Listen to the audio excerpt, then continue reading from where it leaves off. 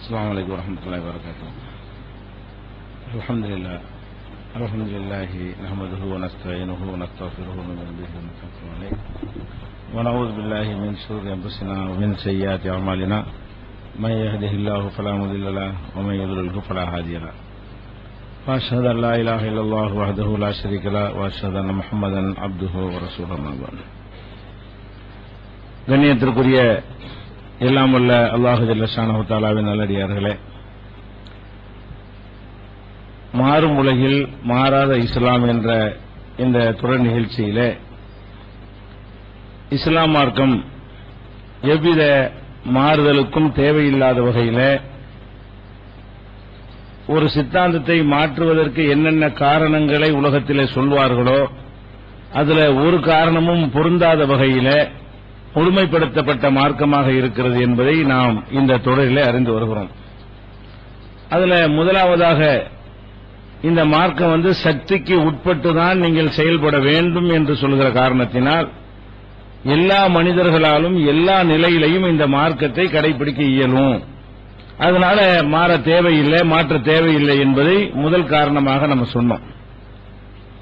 இரண்டாவதாக, ஒரு சித்தாந்தத்தை மாற்ற வேண்டும் என்று சொல்லக்கூடியவர்கள் எதை முக்கியமாக முன்வைப்பார்கள் என்று சொன்னால், இந்த சித்தாந்தம் மக்களை ஏமாத்துது, இந்த சித்தாந்தம் மக்களுடைய பணத்தை சுரண்டுது, இந்த சித்தாந்தத்தை ஏற்றுக்கொள்ற காரணத்தினால மனிதர்களுக்கு பொருளாதார ரீதியான பாதிப்பு ஏற்படுது, இந்த மாதிரியான காரணங்களை சொல்லிதான் எல்லா மதங்களையுமே எதிர்க்கிறாங்க. மதமே வேணான்னு சொல்லக்கூடியவங்க எல்லாம் எதை எதிர்க்கிறாங்க? மதம் என்ற பெயர்ல நீங்க பணத்தை நாசமாக்குறீங்க, பொருளாதாரத்தை வீண் விரயம் செய்யறீங்க, இந்த மாதிரியான காரணங்களை பார்த்து தான் அது மாற்ற வேண்டும், இது சரியில்லை என்றெல்லாம் சொல்லுகிற காட்சியை பார்க்கிறோம். அழுகிற குழந்தைக்கு பால் இல்லாம இருக்கும் பொழுது ஏன் ஒரு சிலையில கொண்டே அந்த பாலை ஊத்துறீங்க இப்படிலாம் கேட்பாங்க. ஒரு குழந்தைக்கு பால் இல்ல, அதை கடவுள் சிலையில கொண்டே அபிஷேகம் பண்றோம் என்று அது ஊத்துறது நியாயமா? இந்த மாதிரி எல்லாம் என்ன செய்யறாங்க? கேள்விகளை கேட்டு, அப்ப இந்த பக்தியின் பெயரால கொண்டு போய் நிறைய பணத்தை நாசமாக்குறீங்க, இந்த மாதிரியான காரணத்தினால அதை மாற்றணும்னு எல்லா மதங்களுக்கு எதிராகவும் சொல்வார்கள். இதை இஸ்லாத்துக்கு சொல்ல முடியுமா? எந்த மதத்திற்கு எதிராக இதை சொன்னாலும் இந்த மார்க்கத்தில் காம களியாட்டங்களுக்கு செலவழிக்கிறது இந்த மார்க்கம் அனுமதிக்கவே இல்லை. மதங்களின் பெயரால, திருவிழாக்கள் என்ற பெயரால ஆடல்கள், பாடல்கள், கச்சேரிகள், இதற்கெல்லாம் பணத்தை செலவழிக்கிறாங்க. இதுக்கெல்லாம் பணம் கொடுத்தா புண்ணியம் நினைச்சு கொடுக்கிறார்கள்.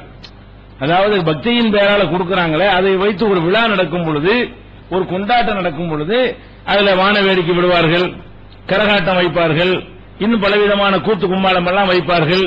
அதற்கெல்லாம் நம்ம பணத்தை செலவழிக்கிறது ஒரு புண்ணியம் என்று நினைத்துக் கொண்டு அந்த மக்கள் என்ன செய்வாங்க? செலவழிப்பாங்க. இஸ்லாத்துல இதுக்கெல்லாம் செலவழிக்கலாமா? ஆடல் பாடலுக்கு செலவழிக்கலாமா? காம களியாட்டத்துக்கு செலவழிக்கிறது இஸ்லாம் ஒத்துக்கிறோமா? வான வேடிக்கைக்கு செலவு செய்யலாமா?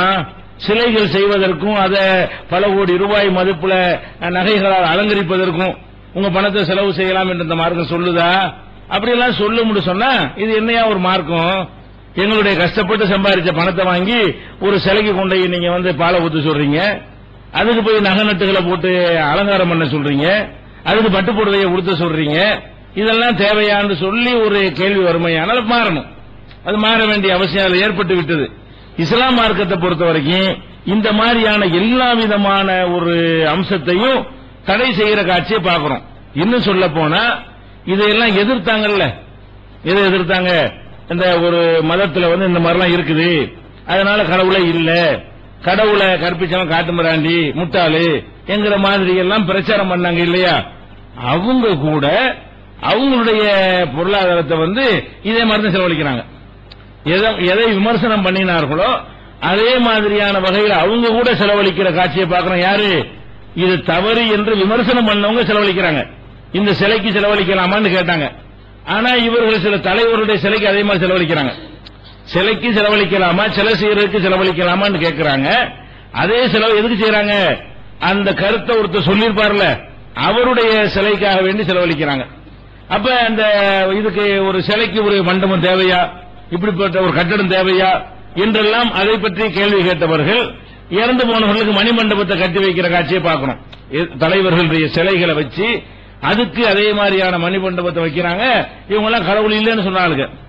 கடவுள் இல்லைன்னு சொன்ன ஆட்களும் அது செய்யற காட்சியை பார்க்கிறோம். கடவுள் இருக்குன்னு சொல்றவங்க அந்த வேற சிலைக்கு செஞ்சாங்க, கடவுள் இல்லைன்னு சொல்றவங்க இன்னொரு சிலைக்கு செய்யறாங்க.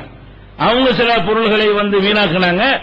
எதை வீணாக்குனாங்க? பால் பழம் என்று அவங்க வீணாக்குனாங்க. இவங்க மாலை மலர் வளையம் வீணாக்குவாங்க.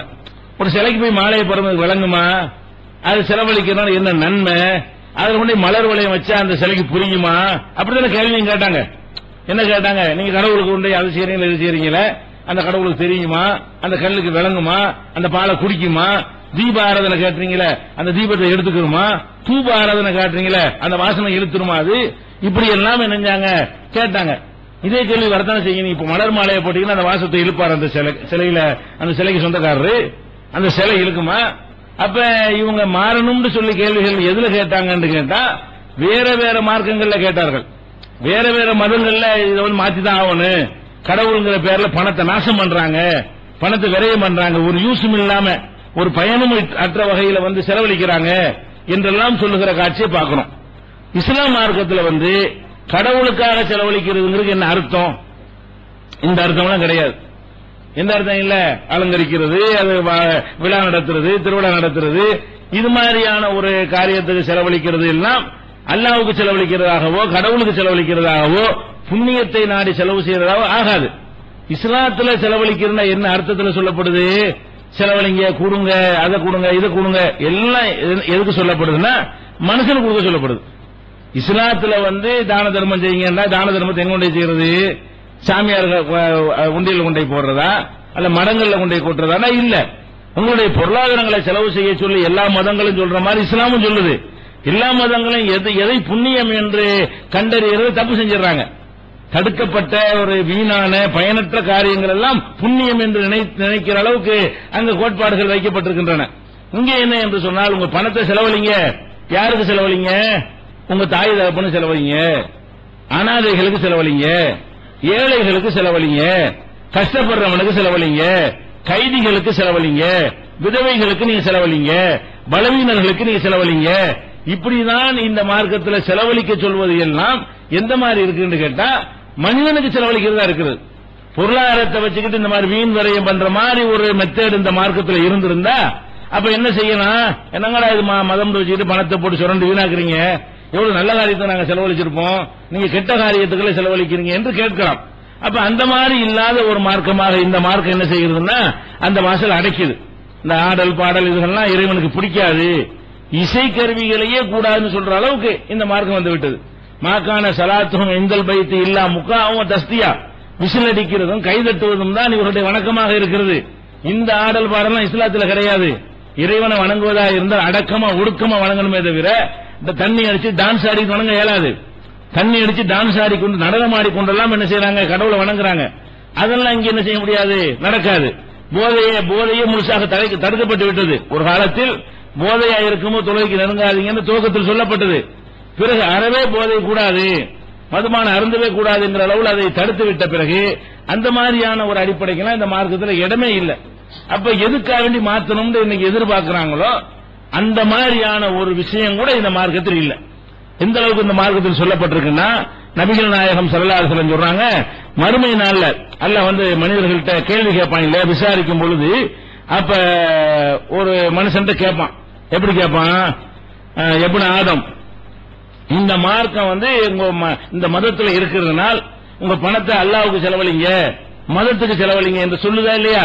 அந்த அர்த்தத்தை விளக்குறதுக்காக வேண்டி நபிகள் நாயகம் ஸல்லல்லாஹு அலைஹி வஸல்லம் அவர்கள் மறுமை நாளில் அல்லாஹ் சொல்லக்கூடிய ஒரு செய்தியை எடுத்து காட்டுகிறார்கள். அது என்ன செய்தி? அல்லாஹ் வந்து மறுமை நாளில் சொல்வானா, எப்ன ஆதம், ஆதமுடைய மகனே மனிதனே, மரில்து, நான் வந்து நோய்வாய்ப்பட்டு, அல்லாஹ் சொல்வானா நம்மளை பார்த்து, நான் நோய்வாய்ப்பட்டு இருந்தேன், பலம் தவுதுனி, என்னை நீ நோய் விசாரிக்க வரல, ஏன்டா வரல நல்லா கேட்பான். மறுமை நாள் நம்மளை எழுப்பி வச்சுக்கிட்டு, எனக்கு உடம்பு சரியில்லாம இருந்துச்சுல, என்னை நோய் விசாரிக்க வந்தியா? யாரு கேட்பா? அல்லாஹ் வந்து மனுஷன் கேட்பான். அப்ப இந்த மனுஷன் சொல்லுவான், யாரப்பி கைப ஊதுக்க, இறைவா நான் உன்னை நோய் விசாரிக்கிறதா?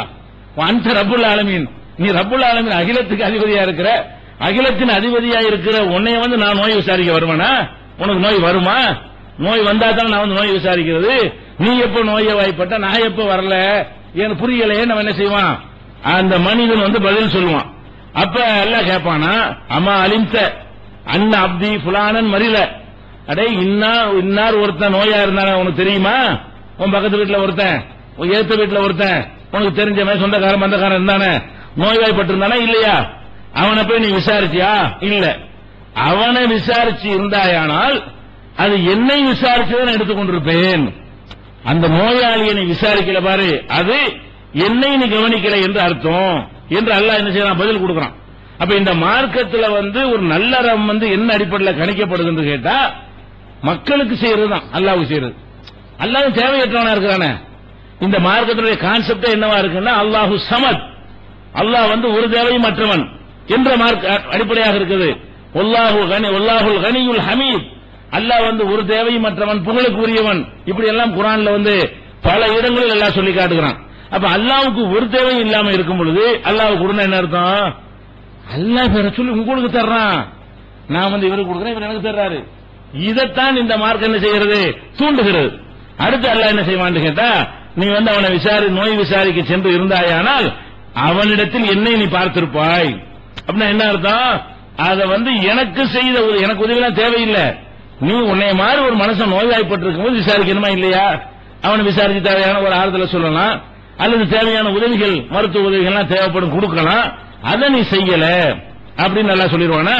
அடுத்து ரெண்டாவது கேட்பான், அடே மனிதனே, நான் பசியோட இருக்குன்னு உன் சாப்பாடு தானே கேட்டேன், ஏன் சாப்பாடு எனக்கு தரலன்னு நல்லா கேட்பான். அல்ல என்ன செய்வான்? மனிதனை பார்த்து எப்படி ஆதமுடைய மகனே, இஸ்தத்தாம் துக்க புலம் துத்தைமுனி, உன்னிடத்தில் நான் உணவு கேட்டேன், எனக்கு உணவு நீ தரவில்லை. அவன் என்ன செய்வான்? அடியான், உனக்கு உணவா, உனக்கு பசியா, நான் தர்றதா?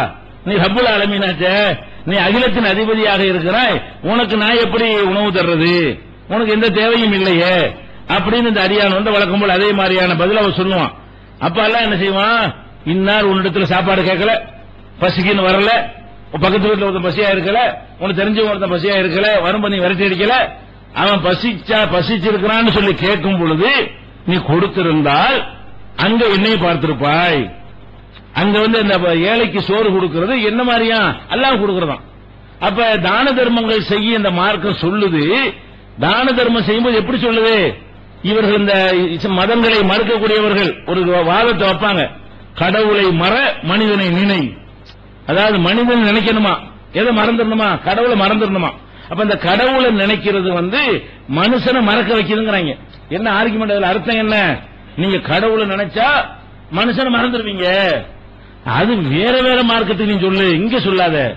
இங்க கடவுளை நினைச்சாதான் மனுஷனை மறக்க மாட்டான். கடவுளை நினைச்சானேயானால் மனுஷனுக்கு கொடுப்பான். கடவுளை பற்றி பயந்தானேயானால் நோயாளிகளுக்கு உதவுவான். கடவுளை பற்றி பயந்தானேயானால் ஏழைக்கு உணவளிப்பான்.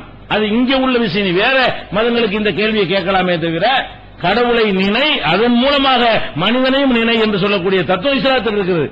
அப்ப வேற இடங்கள்ல கடவுளை நினைக்க நினைக்க மனுஷன் உதவி செய்ய மாட்டான். ஓடி ஓடியா கொண்டு போய் பாபாக்கள் காலில் கொண்டு கொட்டுவான். அவன் ஊர்ல உள்ள பிச்சைக்காரன் சோறு போட மாட்டான். இது வேற வேற மார்க்கங்கள் இருக்கலாம். நம்ம இஸ்லாத்தில் இருக்குமா? இஸ்லாமிய கொள்கைகளையும் கிடையாது, நம்ம நடைமுறையிலையும் ஏகத்துவ கொள்கையில் இருக்கிறவங்கள்ட்ட கிடையாது. சமாதியை வழிபடுறவன் அவனை மாதிரி காப்பீடு செய்யறான, அவன் வேண்டாம் தர்களை கொண்டே கொட்டுவான், அவன் வேண்டாம் வீணா போன சந்தனத்துக்கும் சாணிக்கு செலவழிச்சிட்டு இருப்பான். நமக்கு ஒரு சரியான மார்க்கத்தில் இருக்கிறவனுக்கு, பேசிக்கில் இருக்கிறவனுக்கு இதெல்லாம் வருமா? வராது. இப்படி எல்லாம் சொல்லிடுவான். அடுத்து என்ன செய்வான்? அல்ல, அடே தாகமா இருக்கு தண்ணி தானடா கேட்டேன், அடியானே தாகமா இருக்கு தண்ணி தானே கேட்டேன், எனக்கு தண்ணி தரல அப்படின்னு கேட்ட உடனே அவன் என்ன செய்வான்? ரப்புல் ஆலமீன் உனக்கு தாகமா, உனக்கு தண்ணியா, நீ எப்ப கேட்ட, நான் எப்ப தரல, இந்த மாதிரி அவன் சொல்லுவான். அப்ப எல்லாம் என்ன செய்வான்? இதே பதில் தான். ஒரு அடியான் கேட்டானா இல்லையா, தண்ணி இல்லைன்னு குடிக்க தானே தண்ணி கேட்டான், கொடுக்கலாமா இல்லையா, ஏன் விரட்டி அடிச்ச? அவனுக்கு கொடுத்திருந்தா அது எனக்கு கொடுத்தது அப்படின்னு. அப்ப இந்த மார்க்கம் என்ன சொல்லுதுன்னா, பொதுவா மனுஷனுக்கு கொடுக்க மாட்டான். மனுஷனுக்கு கொடுன்னு மட்டும் சொல்லிட்டீங்கன்னா அதை கொடுக்க எது தூண்டும்? கொடுக்க எது தூண்டுறதா வேணும்லங்க. மதம் வேணாம், அல்லாவும் இல்ல ஒண்ணும் இல்ல வச்சுக்கிடுவோம், கொடுங்கிற இவன் கொடு என்னத்தை கொடுத்துட்டீங்க? கடவுள் இல்லைன்னு சொல்லி என்னத்தை கொடுத்துட்டீங்க? கடவுள் இல்லைன்னு சொல்லக்கூடியவங்க செஞ்ச தொண்டுகள்லாம் எனக்கு எடுத்து காட்டுங்க பார்ப்போம். கடவுள் இருக்குங்கிறவனாவது சில தொண்டுகளை செஞ்சுட்டு இருக்கிறான், ஆஸ்பத்திரி கட்டுறான், கல்வி கூட செய்யறான், ஏதாவது செஞ்சுட்டு இருக்கிறான். அது முஸ்லிமே வேற எவனோ ஏதாச்சும் கொஞ்சம் கொஞ்சம் செய்யறான். கடவுள் இல்லைன்றவன் மனுஷனுக்கு செஞ்ச எடுத்து காட்ட சொல்லுங்க பார்ப்போம். ஒன்னும் செய்ய மாட்டானோ, ஒரு அறக்கட்டளை வைக்க மாட்டானுவோ, ஒரு மருத்துவ செய்ய மாட்டானுவோ, ஒரு நல்ல கிட்ட பார்க்க மாட்டாங்க, ஏழைக்கு உதவ மாட்டாங்க. அப்ப ஏன் அது ஒன்னு ரெண்டு பேரும் அவனுக்கு இயற்கையாக இருக்கிற இறக்க குணத்தினால் உதவி செய்வான். அந்த கொள்கையினால் இல்ல, கடவுள் இல்லைங்கிற கொள்கையினால் அல்ல. அவன் எந்த கொள்கை இருந்தாலும் உதவி செய்யற மனப்பான்மை மிகச்சில பேருக்கு இருக்கும். அப்படிப்பட்டவர்கள் வேண்டுமானால் கடவுள் இல்லை என்றும் சொல்லிக் கொண்டு உதவி செய்து கொண்டு இருப்பார்கள். இந்த சித்தாந்த உதவி செய்ய வச்சுச்சா கடவுள் இல்ல உடனே அள்ளி கொடுக்க ஆரம்பிச்சுனா, கடவுளை மறந்துட்டு நீங்க கடவுளை மறந்து மனுஷன் நினைங்க சொன்னீங்கல்ல, கடவுளை மறந்துட்டு மனுஷன் நினைச்சியா? பிராக்டிக்கல் அது வந்துச்சான வரவே இல்லை. அப்ப எப்ப ஒரு மனுஷன் கொடுப்பான், நமக்கு மேல ஒரு சூப்பர் பவர் இருக்கிறான், கொடுத்தா பெரிய பரிசு தருவான், நமக்கு பெரிய நன்மை இருக்கிறது, கொடுக்கிறது வீணா போவாது. மனுஷன் எதையும் ஆதாயம் செய்வான். மனிதனுடைய சுபாவம் என்னவா இருக்கிறது, பெரும்பாலும் ஆத்துல போட்டால் அளந்து போடுங்கிறான். எதா இருந்தாலும் ஆதாயம் இல்லாம ஆத்துல இறங்குவாரான்னு கேட்கறானா இல்லையா? ஆத்துல இறங்கினா கூட ஒரு ஆதாயம் இருந்தா ஆத்துல இறங்கிடுவோமா இல்லையா? அப்ப மனிதன் என்ன மாதிரி படைக்கப்பட்டிருக்கான்னு கேட்டா, குடுனா ஏன் கொடுக்கும், எனக்கு என்ன கிடைக்கும்ங்கிறான். குடுனா உள்ளுக்குள்ள என்ன கேட்கறான், எனக்கு என்ன கிடைக்கும். இதுதான் 99% மனிதர்களுடைய சுபாவமா இருக்கிறது. அப்ப அவனுக்கு என்ன சொல்லணும், குடுறா ஒண்ணுக்கு பத்தா தரப்போறேன், ஒண்ணுக்கு ஒன்னதா தரப்பேன், நான் ஒருத்தர் இருக்கேன், உனக்கு உலகத்திலையும் பறக்கத்து நிறைய தருவேன், மறுமையில அதற்கு பரிசு தர வேண்டும். கொடுக்கிறதுனால ஒரு பெரிய பிரதிபலன் கிடைக்குது என்ற நம்புகிற காரணத்தினால் கடவுளை நினைச்சுக்கிட்டு மனுஷன் நினைக்க முடியுது. அப்ப எதுக்காக நீ மாத்தணுங்கிற, எதை மாத்தனு, கடவுள் இல்லைன்னு சொல்லி அதை மாத்து. கடவுள் இல்லை என்று சொன்னால் மக்களுக்கு வாரி வாரி வழங்கலாங்கிறீங்க, அதை நீ மாத்தணுமே தவிர இதை மாத்த தேவையில்லை. இஸ்லாம் மார்க்கத்தை பொறுத்த வரைக்கும் கடவுளை நினைப்பது மனிதனை மறப்பதற்கு தூண்டக்கூடியதாக இல்லவே இல்லை. 5 கடமை உலகத்துக்குலாம் தெரியும். இஸ்லாத்துல விமர்சிக்கிறவனுக்கும் தெரியும் இஸ்லாத்துல 5 கடமை. அதுல ஜக்காத்துன்னு கடமை இருக்கா இல்லையா? இந்த ஜக்காத்து அல்லாஹ் வணங்குறத ஜக்காத்துங்கிறது ருக்கு செய்ய போறோமா, சைதா செய்ய போறோமா, தஸ்பீஹா திக்ரா ஒண்ணும் கிடையாது. ஜக்காத்துங்கிற கடமை அடுத்தாள் கொடுக்கறதானுங்க. மனுஷனுக்கு கொடுக்கிறது அல்லாஹ்வுடைய வணக்கத்துல ஒன்றா இருக்கு. எப்படிப்பட்ட மார்க்கம் இது? ஜக்காத்துல பணத்தை திரட்டி 8 வகையான நற்பணிகளுக்கு செலவழிக்க சொல்றான் அல்லாஹ். அந்த 8 வகையான நற்பணிகளுக்கும் யாருக்கு உரியது? எல்லா மனுஷனுக்கு உரியது. அந்த 8 வகையான ஜக்காத்து திரட்டி பள்ளிவாசல் கூட கட்ட முடியாது. ஜக்காத்து என்று திரட்டி விட்டோம் என்று சொன்னால் அந்த பணத்தில் பள்ளிவாசல் கட்ட முடியுமா? பள்ளிவாசலுக்கும் தனி நன்கொடை கொடுத்தால் கட்டலாமே தவிர ஜக்காத்துன்னு கொடுத்து விட்டார்களே ஆனால் அல்லாஹ்வுடைய ஆலயத்துக்கு கூட அதை செலவழிக்க கூடாது என்கிற அளவுல முழுக்க மனிதன் ஜக்காத்துடைய செலவினம் பூராவுமே யாருக்கு? முழுக்க மனுஷனுக்கு செலவழிக்கிறது. அதை ஒரு கடமையாக ஆக்கி இருக்கும் பொழுது இது எப்படி நீ மறுப்ப? நீ எப்படி இந்த மார்க்கத்தை மாத்த, எதுக்கு மாத்தன்னு சொல்லு, எதுக்கு மாத்துறதுக்கு காரணம் வேணுமா இல்லையா? அப்ப நீ கடவுள் இல்லை என்று சொல்றோம் மட்டும்தான் இந்த கேள்வியை கேட்டு மறுக்கிறான். எல்லா மதங்களையும் மறுக்கிற மாதிரி இஸ்லாத்தையும் மாத்தியாவனு. அது 10 மதத்தை உதாரணம் காட்டி இப்படித்தான் எல்லாம்ன்றது தப்புது. ஒவ்வொன்றையும் தனித்தனியா பேசு. எங்க மதத்துல மாத்தணும்னா எங்க மதத்தை சொல்லி காட்டி என்ன செய்யணும் நீ சொல்லணுமே தவிர அந்த மதத்தில் இருக்கு இந்த மதத்தில் இருக்கு எல்லா மதத்திலும் இருக்குன்னு சேர்த்து விட்டு அதனால மாத்திட்டு கூடாது. இருக்கிற மதத்தை நான் சொல்றேன், இல்லாத மதத்தை சொல்லணுமா இல்லையா? எங்க மதத்தை சுட்டி காட்டு. அதுல இந்த மாதிரி மனுஷனை மறக்க சொல்லுது, காசை கரியாக்க சொல்லுது, காசை வீணாக்க சொல்லுது, அப்படின்னா எங்க மார்க்கத்தில் உண்டா? நீனாச்சும் கடவுள் இல்லைன்னு சொல்லிட்டு பட்டாசு வெடிச்சு தெரியுற, நாங்க அதையே ஹராம்னு சொல்லிட்டு இருக்கோம். நாங்க இந்த கடவுள் பகுத்தறிவாதிங்கிறாங்களே, பகுத்தறிவாதி என்ன செய்யறான்? அவனுடைய கோரிக்கையில் ஏதாவது ஜெயிச்சுட்டான்னு சொன்னா பட்டாசு வெடிக்கிறான். இல்ல என்னடா நன்மை? இந்த பட்டாசு வெடிச்சு சத்தம் வர்றதுனால ஏதாவது நன்மை இருக்குதா? ஏழையுடைய வயிறு நிறையுதா? அந்த கெமிக்கல் வர்றதுனால மனிதனுக்கு சுகாதாரத்தை ஏற்படுத்தாது. நச்சு காத்த சுவைக்க இதுவாக்கிறீங்க, காசை வீணாக்குறீங்க, தெருவையெல்லாம் குப்பையாக்குறீங்க. அப்ப காத்து மாசுபட்டு போச்சு, வெப்பத்தை உலகமே வெப்பமா போச்சுங்கன்னா வெப்பத்தை அதிகமாக்கி கொண்டிருக்கிறீங்க. இதெல்லாம் யார் செய்யறா? மதத்தில் உள்ளவனும் செய்யறான், பக்கத்தில் செய்யறான். மதத்தில் உள்ளவனும் செய்யறான். இப்படிலாம் செய்யலாமான்னு கேட்டு இவன் தான் செய்யறான். அவன் வேற ஒண்ணுக்கு பட்டாசு விடுறான், இவன் வேற ஒண்ணுக்கு பட்டாசு விடுறான். 2 பேரும் பட்டாசு தான் விடுறாங்க, 2 பேரும் வான வேடிக்கை விடுறான். எதுக்கு விடுறாங்கிறது வித்தியாசப்படுறாங்க. நம்ம இஸ்லாம் என்ன சொல்லுது? எதுக்குடா பட்டாசு, எதுக்குடா காசை வீண் பண்றீங்க, எதுக்குடா மனுஷனுக்கு கேடு செய்யற ஒன்னையும் செய்யாத. இந்த மார்க்கம் என்ன சொல்லுது? குல்லு முஃப்திரின் ஹராம், மனிதனுக்கு கேடு செய்கிற எல்லாம் ஹராம். அப்ப இந்த பட்டாசை வெடிச்சு அதனால வரக்கூடிய நச்சு புகைகள் வருவது மனுஷனுக்கு கேடு தரும். அந்த சத்தம் பலவீனமான செவித்தன்மை உள்ளவர்களுக்கு கேடு தரும். அந்த சத்தம் இதய நோயாளிகளுக்கு கேடு தரும். அந்த சத்தம் குழந்தைகளுக்கு கேடு தரும். அந்த சத்தம் தூங்குறவனுக்கு கேடு தரும், பாதிக்கப்பட்டவனுக்கு கேடு தரும், நோயாளிகளுக்கு கேடு தரும். அப்ப இந்த மாதிரியான ஒரு கேடு தரக்கூடிய ஒரு விஷயத்தை மதவாதிகள் செய்யறான், மதத்தில் வெளியே உள்ளவனும் செய்யறான். அவன் சொல்ற நீங்க மாத்துனாங்கிறான். மாத்துன இஸ்லாத்தை எதுக்குடா மாத்து? நீ ஓய்த மாத்து முதல்ல.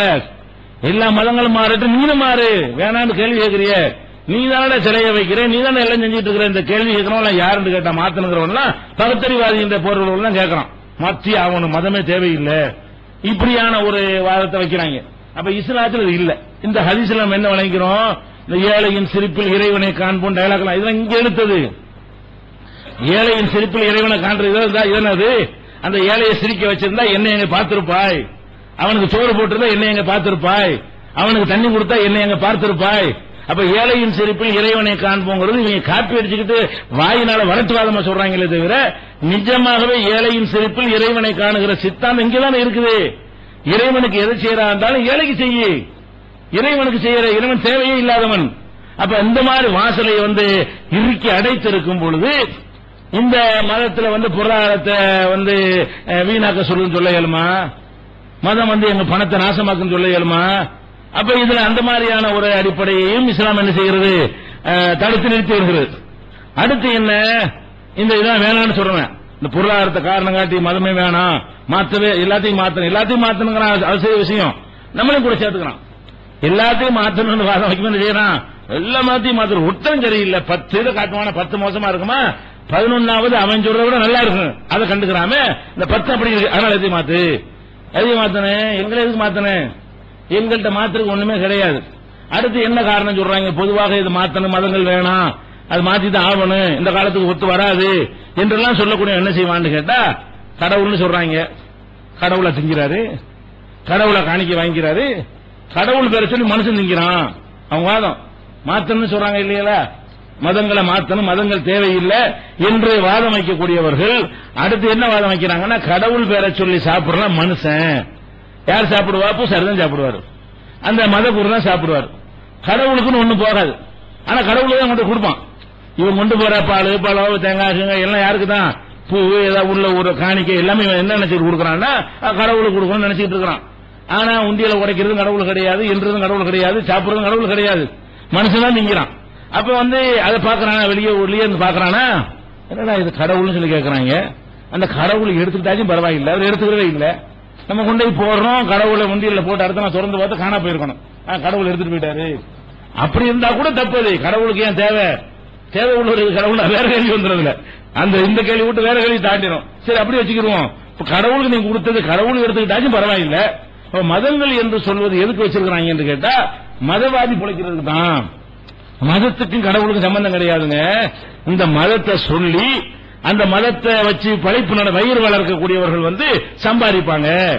என்னத்தையாவது எதா இருந்தாலும் குறுக்க நடுக்கு என்ன செய்வாங்க, அதை ஆலயத்தை அடைஞ்சிருவாங்க. கடவுள்கிட்ட நீங்க ஒரு கோரிக்கை வைக்க போனா கூட நிஜமே வைக்க முடியாது. அதுக்கு என்ன செய்யணும், அதுக்குன்னு அவர் தான் ஒருத்தர் இருப்பாரு, அவர் தான் உங்க கோரிக்கை சொன்ன உடனே யார் பேருக்கு செய்யணும்னு கேட்பாரு, இன்னார் பேருக்கு செய்யணும், என்ன கோரிக்கைக்கு வைக்கணும்னு கேட்பாரு. இன்னும் கோரிக்கை நம்ம சொன்னோமா, அவர் பாஷையில் என்ன செய்வாரு, அதை இதெல்லாம் காட்டிக்கிட்டு அந்த கடவுளுக்கு நறுமணத்தை எல்லாம் காட்டி அந்த பொருள்களை எல்லாம் காட்டி என்ன செய்வாரு, அதில் சொல்லிட்டேன் உங்க கோரிக்கை கரெக்டா இருந்தாச்சு, எடுத்து வச்சாச்சு, எடுத்துட்டு போங்க, இப்படிதான் நடந்து கொண்டிருக்கிறது. அப்ப இது மாதிரி இருக்கும்போது அந்த காணிக்கை சேர்ந்துருது. இந்த வேலையா கடவுள்கிட்ட கேட்க கூட நமக்கு தெரியல, நல்ல வேலைக்கு நின்று வாங்கி தர்றாரு, நம்ம அவர்கிட்ட முறையிடுறோம். இப்படித்தான் எல்லாத்துலயும் அப்படித்தான் நடக்குது. எல்லா மதங்கள்ல உலகத்தில் உள்ள எந்த மதத்தை எடுத்துக்கொண்டாலும் அங்க அந்த கடவுள்கிட்ட மனுஷன் பேச முடியாது. மனுஷன் புரோக்கர் தான் பேசுவார். கடவுள்கிட்ட பேசுற யாரு தான் பேசுவா, கடவுளுடைய ஏஜென்ட் சொல்லி கடவுள் நியமிக்கல, தன்னைத்தானே புரோக்கர் ஆக்கி கொண்டவர்கள். அப்ப கடவுளுக்கு புரோக்கர் என்று தங்களை நியமித்துக் கொண்ட இடைத்தரகர்களாக இருக்கிறவர்கள் தான் மனிதனுக்கு தேவையான விஷயங்களை கடவுள்கிட்ட வாங்கி தருவார்கள். அப்ப புரோக்கரை சும்மா கமிஷன் எல்லாம் புரோக்கர்ல பாப்பானா, ஒருத்தனை புரோக்கர் இறங்கிட்டான்னு சொன்னா வீட்டு புரோக்கரா இருக்கட்டும், வேற எந்த கல்யாண புரோக்கரா இருக்கட்டும், கமிஷன் வேலை செய்வான். அப்ப இவன் புரோக்கர் இப்ப ஆயிட்டான என்ன செய்வான், கமிஷன் வாங்குவான். மற்ற கமிஷன் 10% வாங்க, மொத்த கமிஷன் இவன் 10% கூட 20% கூட, ஒரு மாசம் வாடகை கூட கேட்பாங்க கமிஷன். இவன் என்ன செய்யறான்னு கேட்டா டோட்டலாவே கமிஷன் வைக்கிறான். பாக்குறமா இல்லையா? அப்ப இந்த மாதிரியான விஷயங்கள்லாம் எல்லா மதத்திலும் இருக்குது. இதுக்கு மாத்தம் தான் வேணும். இப்படி ஒண்ணு இருந்தா மாத்தனா அவனு கடவுள்கிட்ட ஏதாவது கேட்கறது நீங்க தான் சொல்லி வாங்கிட்டாங்கன்னா மாத்து, அது மாறத்தான் வேணும். இங்க மாத்த முடியுமா? இங்க என்ன சொல்லப்படுது, இதா சால கைபாதி அன்னி இன்னி கரீப், என்னுடைய அடியார்கள் என்னை பற்றி கேட்டால் நபியை நீங்க சொல்லுங்கள், நான் கிட்ட இருக்கிறேன், அருகில் இருக்கிறேன். உஜீபு தாவத்த தாய் இதாத ஆண், கேட்கிறவனுடைய பிரார்த்தனையை நான் கேட்டு பதிலளிக்கிறேன். அவன் என்னை நம்பட்டும், எஸ்தஜீபுலி, என்னிடத்துல பதில தேடட்டும். அப்ப அல்லாஹ் எப்படி நமக்கு சொல்றான்னு கேட்டா, உங்க இறைவன் கிட்ட இருக்கிறான். கிட்ட இருந்த இருக்கிற புரோக்கரு பக்கத்துல உட்கார்ந்து புரோக்கர் எனக்குள்ள உட்கார்ந்து இருக்காரு. எதுக்கு புரோக்கர்? எனக்கு எதிர்த்தாப்புல ஒருத்தர் உட்கார்ந்து இருந்தா அவர்கிட்ட பேசுறதுக்கு புரோக்கர் வேணுமா? எதிர்த்தாப்புல இருக்காரு, அவர் கூட்டு பேசுங்க சொல்லணும். நேர பேசிக்கிற வேண்டியானே. அப்ப இறைவன் எப்படி சொல்றான்? புரோக்கர் இல்லங்கிறத இந்த மாதிரி யாரும் சொல்ல முடியாது. புரோக்கர் இல்லங்கிறது உங்களுக்கு இறைவன் எப்படிப்பட்டவன் என்றால் அருகில் இருக்கிறான். அருகில் இருக்கிறது, அருகில் இருந்து கூட செவிடனா இருக்கலாம், கேட்டுக்கொண்டிருக்கிறான். அருகில் இருந்தா கூட நீ யார என்று கேட்கறது, வேற கூட்டு வாடான்னு சொல்றவன் கிடையாது. எவனா இருந்தாலும் கேள்வி சொல்றவனா இருக்கலாம். இந்த இறைவன் எப்படிப்பட்டவனா இருக்கான்னு கேட்டா, நான் கிட்டையும் இருக்கிறேன், புரோக்கரை கூட்டிட்டு வராத. தொழுகையில ஜமாத்து தொழுகை நடத்துறாருன்னு சொன்னா அது புரோக்கர் கிடையாது. கூட்டாக பலரும் சேர்ந்து செய்யும் போது ஒரு யூனிஃபார்மா இருக்கணும். இவன் ருபூ செய்வன் நிமிர்ந்து நல்லாவா இருக்காது. இவன் குனியும் போது நிமிர்றது, இவன் நெத்தியை நிலத்தில் வைக்கும் போது அவன் நின்றுட்டு இருந்தான்னா பார்க்க நல்லா இருக்காது. எல்லாம் ஒரே மாதிரி செய்வதற்காக அந்த தொழுகைக்கு ஒரு தலைவர், கூட்டு தொழுகைக்கு ஒரு தலைவருங்கிற அடிப்படையில் ஒரு இமாம் இருப்பாரு தவிர அவரை புரோக்கர் நமக்கு தொழுகை முடிச்சு நம்ம தான் கேட்டுக்கணும். அப்படிதான் ரசூலுல்லாஹ் வழிகாட்டுறாங்க. தொழுகை என்பது இறைவனுக்காக செய்யற ஒரு வணக்கம். அந்த மாதிரி நேரத்தை நிர்ணயிச்சு செய்யற காரணத்தினால, சில விதமான அந்த குனிந்து நிமிர்கிற காரணத்தினால, சில வசனங்களை ஓதுகிற காரணத்தினால அது இம்மையிலே மறுமையில் நன்மை தருவதற்கு செய்யற ஒரு வணக்கம். அந்த வணக்கத்துக்கு அப்புறம் அல்லாஹ்ட்ட கேட்கக்கூடிய பிரார்த்தனைகள் அல்லது சாதாரணமா கேட்கிற பிரார்த்தனைகள், வீட்டுல இருந்து எந்திரிச்சு கேட்கிற பிரார்த்தனைகள், தூங்கும் போது அல்லாஹும்ம பிஸ்மிக அமுத்துன்னு சொல்லி தூங்குறீங்களா இல்லையா? உன்னை பூசாரி கூட்டு தூங்க போறேன், இந்த மந்திரத்தை சொல்லுங்க தூங்கணும் சொன்னோமா? நமக்கு எல்லாரும் எப்படி இந்த மார்க் ஆக்கி இருக்குன்னா, இந்த கோரிக்கைக்கு மட்டும் கடவுள்கிட்ட போனா இவங்க மறந்துடுவாங்க. இவங்கள அடிக்கடி கேட்க வைக்க நல்லா எப்படி செய்யறான், ட்ரைனிங் தர்றான். இவங்கள ஒரு கோரிக்கைக்கு மட்டும் புள்ள வேணும் பணம் வேணும் கேட்கறோம், நிப்பாட்டக்கூடாது இவங்கள, இல்லாட்டி புரோக்கத்தை போயிருவாங்க. இவனை எப்படி நம்ம கொண்டு போகணும்? இந்த மனுஷனை கக்குசுமான என்கிட்ட கேட்டுப்போ, பர்மிஷன் கேட்டுப்போ. அதுல அப்படித்தானே போறோம். பாத்ரூம் போறியா, பள்ளிக்கூடத்தில் உட்காந்து என்ன கேட்டுதானே போகணும், எந்திரிச்சு போகணும். அல்ல என்ன செய்யறான்? பாத்ரூம் போறியா, யாரெல்லாம் மன்னிச்சுக்க உள்ள போயிட்டு வர்றேன், என்ன கழிவெல்லாம் நிக்கணும், அல்லாவுக்கு எல்லா புகழும், சாப்பிடுறா பிஸ்மில்லா சொல்லு. அப்ப என்ன விஷயமா இருந்தாலும் நம்ம பேரை சொல்லிக்கிட்டே டைரக்டர் தொடர்பு கொள்ளு. அப்ப அல்லாஹ் என்ன எப்படி ட்ரைனிங் தர்றான்னு கேட்டா, உள்ள வந்தா ஒரு துவா, வெளியே இறங்கினா ஒரு துவா, நடந்தா ஒரு துவா, தூங்குனா ஒரு துவா, தூங்கி எந்திரிச்சா ஒரு துவா. இதெல்லாம் என்ன பூசாரி வச்சு செய்யறோம், புரோக்கர் வச்சு செய்யறோம். ஒவ்வொருவரும் நேருக்கு நேரம் கேட்டுக்கொண்டே இருக்கிறோம். இறைவா அல்லாஹும்ம பிஸ்மிக அமூத்து வஹையா, உன் பேரை சொல்லி அல்லாஹ் தூங்குகிறேன், உன் பேரை சொன்னா எந்திரிக்க முடியும். அல்லாண்டு அல்லாஹும்ம இறைவான் நேரத்தான கூப்பிடுறீங்க, பேசுறது யார்கிட்ட? அதுதானே கூப்பிடுறீங்க. தொழுகையில கூட இமாம் ஜமாத்தா இருந்தா கூட பேசுறது நம்ம தானே பேசுறோம். அத்தஹியாத்துல ஓதுறீங்க அல்லாஹும்ம ஸல்லி அலா முஹம்மதின், இறைவான் கூப்பிட்டு முகமது ஸல்லல்லாஹு அலைஹி அருள் புரிவாயாக, அவங்க குடும்பத்தாருக்கு அருள் புரிவாயாக, இப்ராஹிமுக்கும் அவருடைய குடும்பத்தாருக்கும் அருள் புரிந்தது போல எங்க முகமது நபிக்கு அருள் புரிவாயாக நல்லா கூப்பிட்டு தானே பேசிட்டு இருக்கிறோம். ஜமாத் தொழுகையா இருந்தா கூட அத்தஹியாத்துல உட்கார்ந்து ஓதுற துவா நீங்க தானே கேட்கறீங்க. அத்தஹியாத்து முடிஞ்ச பிறகு ஓதுற பல துவாக்கள் இருக்குது, ஸலவாத்துக்கு அப்புறம் ஓதுற துவாக்கள், அது எல்லாமே நம்ம நேரடியாக தான் நல்லா பேசிட்டு இருக்கிறோம். அவர் கூட்டாக ஒரு யூனிஃபார்மா இருக்கணும். தொழுகை பார்த்தா ஒரு ராணுவ மாதிரி இருக்கணும். அதுக்காக வேண்டி ஒரு தலைவர் ஒருத்தர் சொல்ல புனிய அந்த கமாண்டிங்காக வேண்டி அவர் இருக்காரு தவிர அவர் ஏஜெண்டா கடவுளுக்கு, அவர் புரோக்கரா வச்சுட்டு இருக்கிறோம். அவரை வச்சுதான் நம்ம கடவுள் நெருங்க முடியுமா? அப்படி அந்த மாதிரி சொல்லக்கூடிய மார்க்க கடவுளுக்கு இடைத்தரகராக இருந்து மனிதன் சம்பாதிக்கிறான், பொருளாதாரத்தை சுரட்டுறாங்கிறதுக்காக வேண்டி நீங்கள் வெறுக்கலாம். வெறுத்தால் அது நியாயம். அப்படி இருந்தால் அதை மாற்றியாக வேண்டும். இந்த மார்க்கம் என்ன சொல்லுதுன்னா, புரோக்கர் வைக்காதேன்னு சொல்லுது. எப்படி சொல்லுது? வலக்கத் ஹலக்கனல் இன்சான, மனிதனை நாம் படைத்திருக்கிறோம். அலமு மாத்து வஸ்விஸ் பிஹி நஃப்ஸுஹு, அவன் உள்ளத்துல ஓடுற எண்ணம் இருக்குதே அதுவும் தெரிஞ்சு வச்சிருக்கிறோம். புரோக்கருக்கு அதெல்லாம் தெரியாது. எனக்கு என்ன தெரியும்? நீ வாயினால கேட்கிற மட்டும் தெரியாதுடா, நினைக்கிறீ அதுவும் எனக்கு தெரியும். மனுஷனை நாம் படைத்திருக்கிறோம், உன் மனசுல நினைக்கிறவாறு அதையும் தெரியக்கூடியவன் நான் இருக்கிறேன். இன்னும் சொல்ல போனா நஹனு அக்ரபு இலைஹி மின் ஹப்லில் வரீத், அருகே இருக்கிறேன். எவ்வளவு அருகே இருக்கிறேன்? அவனுடைய பிடரி நரம்பை விட கிட்டத்தில் இருக்கிறேன். நமக்கு பிடரி நரம்புங்கிறது, பிடரி நரம்பு எங்க இருக்கு? நமக்கு எவ்வளவு தூரத்தில் இருக்கு? நமக்குள்ளதான் இருக்குது. பிடரியுடைய நரம்பு இருக்கா இல்லையா? பிடரி நரம்பை ஏன் எல்லாம் சொல்றான்னு கேட்டா, அந்த பிடரி நரம்பு தான் ஜங்ஷன் பாக்ஸ். மூளையிலிருந்து வரக்கூடிய எல்லா நரம்புடைய தொகுப்பு இங்கதான் இருக்கிறது. அப்ப இதுதான் மூளை தான் மனுஷன் வச்சுக்கிறங்க. அந்த மனுஷனுக்கு அந்த பிடரி நரம்பு தான் அதுக்கு எல்லா பக்கமும் சப்ளை செய்யுது. அந்த இடத்துல தான் கைக்கு பேசுறதுக்கு கனெக்ஷன் வருது, கை ஆட்டுறதுக்கு எல்லாத்துக்குமே சிக்னல் அங்கிருந்தான் கிடைத்து கொண்டிருக்கிறது. அல்லாஹ் என்ன சொல்றான்னா, இந்த பிடரி நரம்பு உன் மூளைக்கு எவ்வளவு கிட்ட இருக்குது, ஒட்டிக்கிட்டு இருக்கா இல்லையா? மூளை தான் மனுஷனுக்கு ரொம்ப கிட்ட உள்ள பொருள் எது? மூளைதான் மனிதன் என்று வைத்துக் கொண்டீர்களே. ஆனால் அவனுக்கு அருகே, ரொம்ப அருகே உள்ளது கையை காலை விட அதான கிட்ட இருக்குது. மூளைக்கு இதான் கிட்ட, கையை விட, காலை விட, எல்லாத்தையும் விட. அல்லாஹ் என்ன சொல்றான், அதை விட நான் கிட்டங்கிறான். உன் மூளைக்கு அருகே இந்த நரம்பு இருக்குதே, அதான் கிட்ட. நீங்க அதை தொட்ட பகுதி அதான், ஒட்டிக்கிட்டு இருக்கிற பகுதி அதான், மூளையோட டைரக்டா தொடர்பு இருக்கிற பகுதி இதுதான். அப்படி நினைக்கிறியா? அதுக்கு முன்னாடி நான் இருக்கிறேன். நல்லா, நான் எவ்வளவு கிட்ட இருக்கேன்னு கேட்டா, உன் பிடரி நரம்பை விட உனக்கு அருகே இருக்கிறேன். அப்படி ஒருத்தனை வச்சுக்கிட்டு எதுக்கு புரோக்கருங்கிறேன்? உலக கிட்ட இருக்கிறான். ஒரு செத்து போன தர்காவில் போய் கிட்ட நின்று கூப்பிட்டா கூட அவர் பத்திரிகையில கிடக்கிறாரு, அவ்வளவு தூரத்தில் இருக்கிறாரு. இவன் என்ன செய்யறான்? அதை விட கிட்ட இருக்கிறான். அல்லாஹ் பக்கத்துல ஒரு மனுஷன் பேசுறீங்க, அதே ஒரு அடி 2 அடி டிஸ்டன்ஸ் இருக்குதான் செய்யும். அல்லாஹ் என்ன செய்யறான்? டிஸ்டன்ஸே கிடையாது, அவ்வளவுக்கு நெருக்கமாக ஒட்டி உறவாடி கொண்டிருக்கிறேன்டா. என் நெருக்கம் அப்படிப்பட்டது. அதுக்காக நமக்குள் அல்லாஹ் இருக்கிறான் அர்த்தம் கிடையாது. இதனுடைய அர்த்தம் என்ன என்று கேட்டால், உன் பிடரி நரம்புக்கு பிடரிக்கிட்ட உள்ளத மூளை எவ்வளவு சீக்கிரம் கேட்டுக்கொள்கிறதோ, சீக்கிரம் அந்த கனெக்ஷனை கொடுத்து விடுகிறதோ, சீக்கிரம் அதை கடத்தி விடுகிறதோ, அந்த மாதிரி உன் கோரிக்கை சொன்ன அடுத்த செகண்ட் பிடரி நரம்புக்கு மூளையிலிருந்து வருமே, அதை விட வேகமாக மூளையிலிருந்து கட்டளை அப்படிதான் வருது. மூளையிலிருந்து கட்டளை எவ்வளவு வேகமா வருது? ஒளி வேகங்கிறாங்க. ஒளியெல்லாம் மிஞ்சின வேகத்திலே வந்துட்டு இருக்குது. ஒரு எறும்பு கடிக்குது, அந்த நிமிஷத்துக்கு அடிக்கிறீங்க. எப்படி அடிக்கிறீங்க? மூளையிலிருந்து கமாண்ட் வருது, அங்கிருந்து வருது, டேய் தோல்ல நம்ம ஊறுது அப்படின்னு சொல்லி கைக்கு ஒரு கட்டளை வருது. கரெக்டான பாயிண்ட் வச்சு கரெக்டா போய் அடிச்சு விடுதா இல்லையா? பார்க்காமலையே இந்த ஆர்டர் எங்க இருந்து வருது? மூளையிலிருந்து வருது. ஒவ்வொரு உங்களுடைய அசைவு, நான் உங்களை பேசிக் கொண்டிருக்கிறேன்னா எத்தனை நேரம் வாய் அசையுது, இதெல்லாம் ஒவ்வொரு செகண்ட் அங்கிருந்து ஆட்டம் வந்துகிட்டே இருக்கிறது. கை ஆட்டுறேன், கால ஆட்டுறேன், எல்லாமே இங்க இருந்து வருது, அங்கிருந்து வந்து கொண்டே இருக்கிறது. அப்ப இந்த கட்டளைகள்லாம் என்ன வேகத்தில் வருகிறதோ இதை விட வேகமா என்கிட்ட வரும். உன்னுடைய எறும்பு கடிக்குதுன்னு தெரிஞ்ச உடனே உன் கை போய் அடிக்கிறதுக்கு மூளை கமாண்ட் பண்ணுதா இல்லையா? அதை விட கிட்ட நான் இருக்கிறேன், என் கமாண்ட் அதை விட மிஞ்சி வரும். வாயை துறக்கிறக்குள்ள நிறைவேற்றிடுவேன், வாயை துறக்கிறக்குள்ள எனக்கு சேர்ந்துடும். வாயை துறக்காம எப்படி அல்லாட்ட கேட்கலான்னு பிளான் பண்ணி அப்ப எனக்கு தெரிஞ்சு போயிடும். அதுதான் சொல்லி காட்டான், மாத்து வசுவிசுபிகி நப்சுகு, அவனுடைய உள்ளம் எதை எண்ணுகிறதோ அதை நான் அறிஞ்சு வச்சிருக்கிறேன், அவ்வளவு அருகில் இருக்கிறேன். அப்ப அல்லாஹ் நம்ம வாயினால சொல்வதற்கு முன்னாடி மனசில் நினைக்குவோமே, அல்லாட்ட நம்ம கேட்கணும்னு பிளான் பண்ணி வார்த்தையெல்லாம் யோசிச்சுட்டு இருப்பான். அதுக்குள்ள அல்லா பிளான் தெரிஞ்சுப்பான், இவனுக்கு கேட்க போறான்றது அது தெரிஞ்சு போயிடும். அப்படி நான் அறியக்கூடியவனா இருக்கிறேன் என்று சொல்லி 50வது அத்தியாயத்தில் 16வது வசனத்தில் நான் ரொம்ப நெருக்கமானவன் அப்படின்னு சொல்லி காட்டுறான்.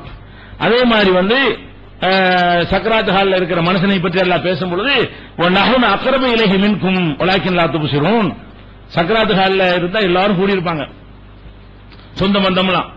செத்து போக போறான்னு செய்வாங்க, எல்லாம் கூடி இருந்து பக்கத்தில் இருப்பாங்களா இல்லையா?